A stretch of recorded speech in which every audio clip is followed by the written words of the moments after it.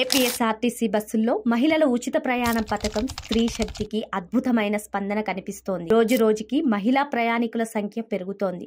సోమవారం ఒక్క రోజులోనే 18 లక్షల మందికి పైగా మహిళలు జీరో ఫేర్ టికెట్తో ఆర్టీసీ బస్సుల్లో ఉచితంగా ప్రయాణించారు. దీంతో వారికి 7 కోట్ల రూపాయలకు పైగా ఆదా అయ్యింది.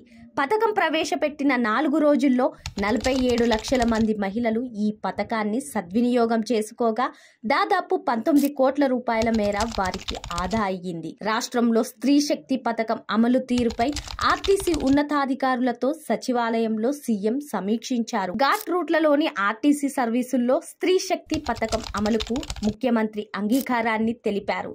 ఈ మేరకు చర్యలు చేపట్టాలని సూచించారు. ఆర్టీసీ ఉచిత బస్సు ప్రయాణ పథకం కింద ప్రయాణించే మహిళల గుర్తింపు ధృవీకరణ కోసం ఆధార్ జిరాక్స్ తో పాటు మొబైల్ డిజిటల్ లాకర్లోని సాఫ్ట్ కాపీని కూడా అనుమతించాలని ముఖ్యమంత్రి ఆదేశించారు.